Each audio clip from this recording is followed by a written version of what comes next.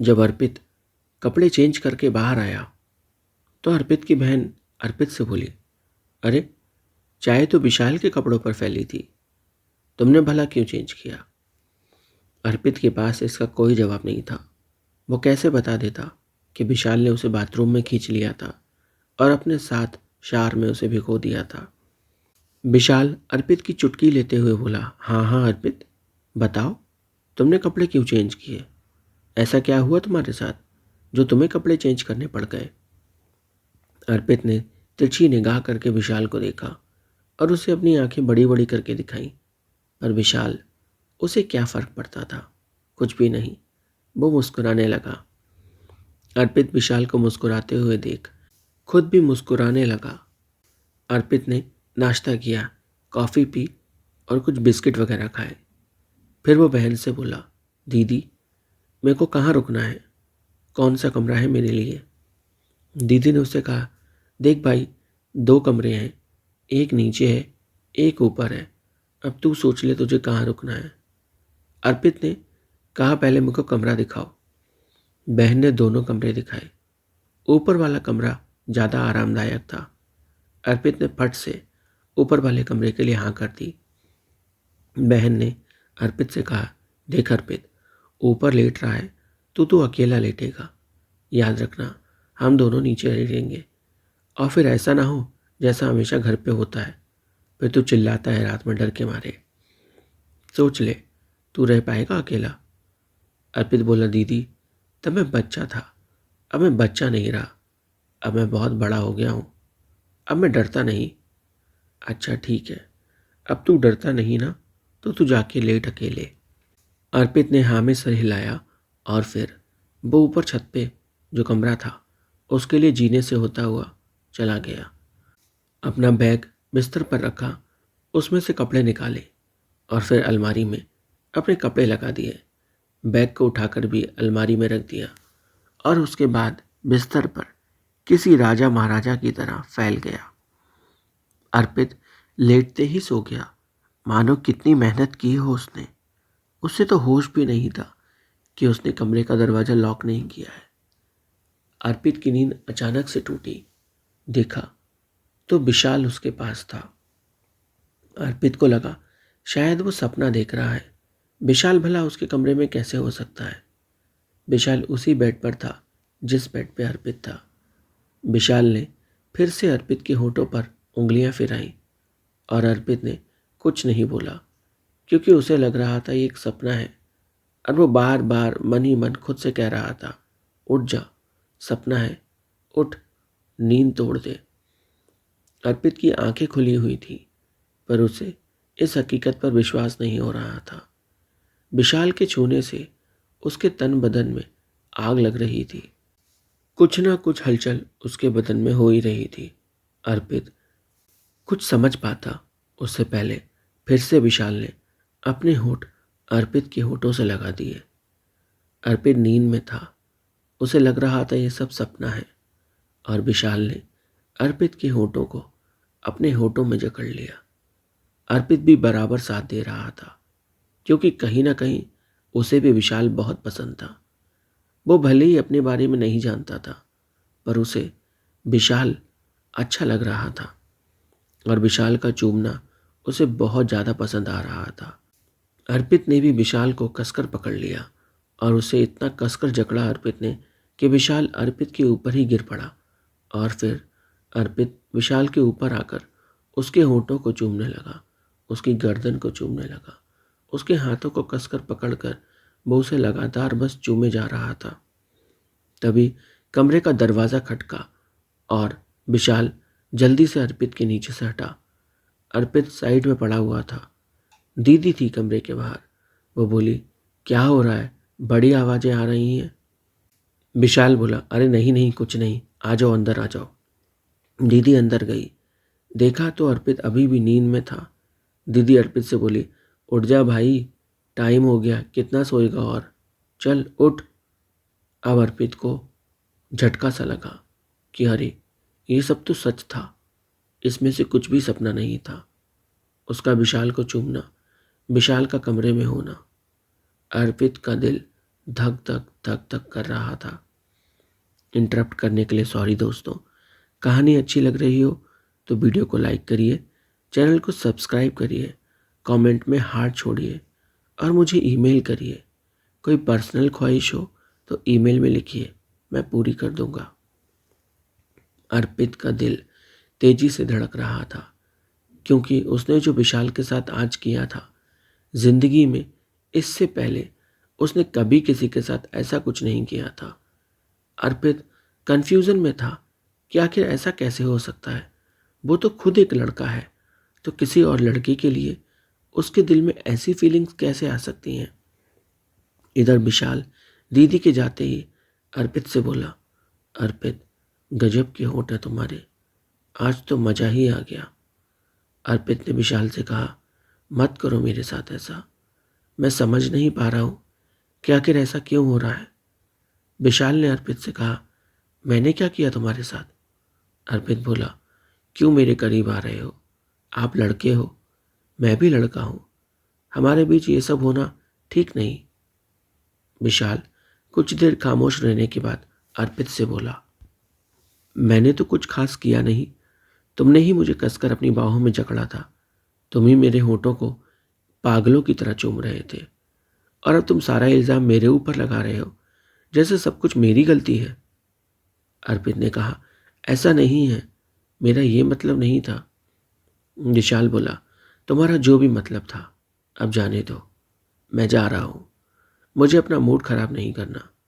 तुम तो कुछ समझते हो नहीं, बस इल्ज़ाम पे इल्ज़ाम लगा देते हो। विशाल गुस्से में कमरे के बाहर चला गया। अर्पित अंदर से बड़ा परेशान था कि आखिर क्या करे। फिर वो नीचे गया तो उसका जीजा और विशाल साथ में बैठे हुए थे। जीजा अर्पित से बोला, क्या हुआ साले साहब, क्यों नाराज़ कर दिया मेरे दोस्त को। अर्पित विशाल की ओर देखकर बोला, सब कुछ बता देते हो ना जीजा को, 2 मिनट भी रुक नहीं सकते हो।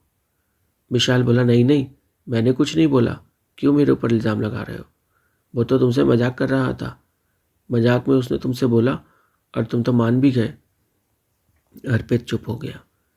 फिर जीजा बोले, सच बताओ अब हुआ क्या था, इसका मतलब कुछ तो हुआ था, बता भी दो मुझे, मुझसे कैसे छुपाना।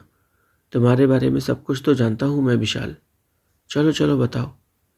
अर्पित बोला, मतलब कुछ मतलब नहीं, तुम्हारे मतलब की बात नहीं है, तुम जाओ। विशाल ने ऐसा कह दिया। अर्पित वापस अपने कमरे की ओर निकल पड़ा। उसे अंदर से बड़ा बुरा लग रहा था कि विशाल ने उसे कैसे कह दिया कि तुम वापस जाओ, वो तो विशाल के लिए ही आया था। इंटरप्ट करने के लिए सॉरी दोस्तों। कहानी अच्छी लग रही हो तो वीडियो को लाइक करिए, कमेंट करिए, चैनल को सब्सक्राइब करिए। साथ ही इस वीडियो को अपने किसी एक दोस्त के साथ शेयर ज़रूर कीजिए और अगर कोई पर्सनल ख्वाहिश है तो मुझे ईमेल करिए। विशाल की बात सुनकर अर्पित को बड़ा बुरा लगा था। अर्पित के दिल में कहीं ना कहीं कुछ फीलिंग्स आ रही थी जिन्हें समझना मुश्किल हो रहा था। अर्पित अपने कमरे में गया, ईयरफोन निकाले और कानों में लगा लिए। वो अब गाना सुनने पर ध्यान दे रहा था, पर उसका मन बार बार विशाल की ओर भाग रहा था। आंखें बंद करते ही उसे विशाल दिख रहा था, जो उसके होठों को चूम रहा था और अर्पित उसके होठों को। अर्पित ने खुद को बड़ा समझाया कि ये गलत है, उसे लड़की के बारे में सोचना चाहिए, लड़के के बारे में नहीं। पर उसकी कभी किसी लड़की से दोस्ती ही नहीं हुई थी, तो वो लड़की के बारे में क्या ही सोचता, और उसे लड़कियों में सच में दिलचस्पी भी नहीं थी, पर यह बात उसे पता नहीं थी। विशाल खुद को समझाने में लगा था कि ये सब गलत है, ये सब गलत है, पर भावनाओं को भला आप गलत कैसे ठहरा सकते हो, वो तो किसी के भी प्रति आ सकती हैं। अर्पित ने विशाल की प्रोफाइल खोल ली इंस्टाग्राम पर और उसकी प्रोफाइल में उसके फ़ोटोज़ को जूम कर करके दोबारा से देखने लगा। जैसे जैसे वो अर्पित विशाल की फ़ोटो देख रहा था, उसके दिल की धड़कनें और तेज हुई जा रही थीं। विशाल की हर एक फ़ोटो उसकी सांसों को तेज कर रही थी, उसकी दिल की धड़कनें बढ़ा रही थी। और अब धीरे धीरे विशाल की फ़ोटो को देखकर अर्पित ने आहें भरनी शुरू कर दी थी। वो अपने होठों को छू रहा था तो कभी अपनी गर्दन पर उंगलियां फिरा रहा था। उसे समझ में नहीं आ रहा था कि वो क्या करे। अर्पित खुद को रोकना चाहता था, पर उसका मन बार बार कह रहा था कि काश मैं विशाल की बाहों में होता। अर्पित फिर उठकर नीचे चला गया। उसने देखा तो विशाल जा चुका था। जीजा ने अर्पित से कहा, क्या हुआ? अर्पित कुछ नहीं बोला। बोला, कुछ खास नहीं, बस मैं ऐसे ही नीचे आया। अच्छा अच्छा, चलो मेरे साथ मेरी दुकान पर चलोगे? ये कहकर जीजा अर्पित को अपनी दुकान पर ले गया। पूरे रात अर्पित और जीजा दुकान पर थे। फिर लगभग 11 बजे जीजा अर्पित को लेकर घर पर आया तो दीदी बोली, क्या है यार, थका दिया ना उस बेचारे को, उसको भी अपने साथ इतनी लंबी यात्रा पर लेकर जाने की क्या ज़रूरत थी। जीजा बोले, अरे तभी तो मर्द बनेगा, तभी तो स्ट्रांग बनेगा, क्यों बच्चा बना के रखा है? अर्पित ने जीजा से कहा, मैं मर्द हूँ पहले से ही। जीजा अर्पित के कान में बोले, लगता तो नहीं तुम मर्द हो। मर्द हो तो आज रात कुछ मर्दांगी दिखाओगे मुझे? अर्पित हैरान हो गया। जीजा की ओर देखकर बोला, क्या बोल रहे हो? जीजा जोर से हंसने लगा और मजाक कर रहा था। ये कहकर उसने बात टाल दी। अर्पित को अब डाउट आ रहा था कि कहीं उसका जीजा भी ऐसा ही तो नहीं, इसीलिए उसकी और विशाल की इतनी ज़्यादा बनती है। अर्पित अब सोच में था कि क्या वो अपनी बहन को ये सब बताए या ना बताए, पर फिर उसने फैसला लिया कि वो कोई छोटा बच्चा नहीं है जो हर बात अपनी बहन को बता दे। वो किसी को कुछ नहीं बताएगा और वो खुद ही इस मामले की जड़ तक पहुंचेगा और जानकर रहेगा जीजा और विशाल के बारे में। अगले दिन जीजा ने प्लान बनाया पब्लिक पूल में जाने का। जीजा साले को लेकर यानी अर्पित को लेकर पब्लिक पूल में जा रहा था।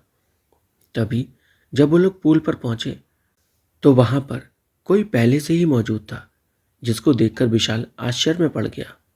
ये कोई और नहीं, नीरज ही था जो उसे ट्रेन में मिला था। अर्पित बोला, तुम यहाँ?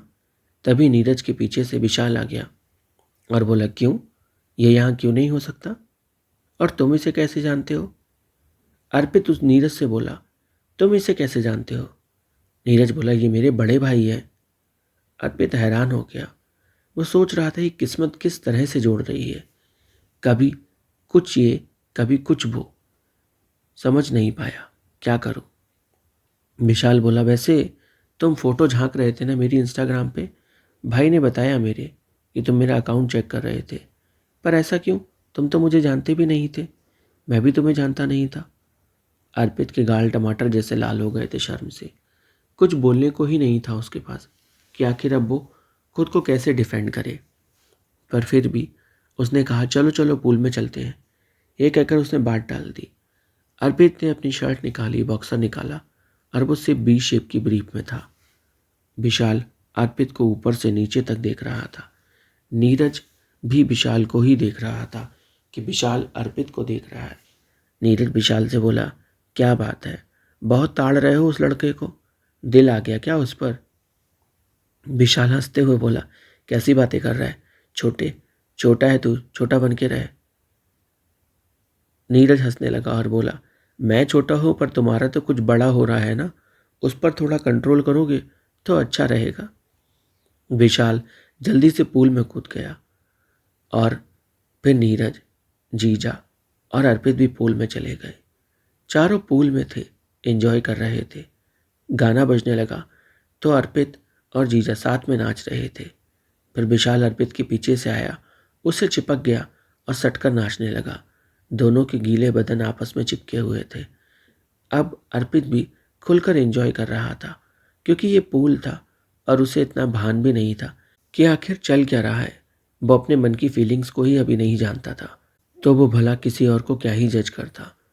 अर्पित विशाल के साथ खूब चिपक चिपक कर नाचा, जिससे अर्पित के मन में भी विशाल के लिए वो फीलिंग्स डेवलप हो गई जो कि वो मिटा देना चाहता था, जिनसे वो भाग रहा था। कहानी में आगे क्या हुआ जानने के लिए चैनल को सब्सक्राइब करें, वीडियो को लाइक करें, कमेंट करें, साथ ही मुझे ईमेल ज़रूर करें।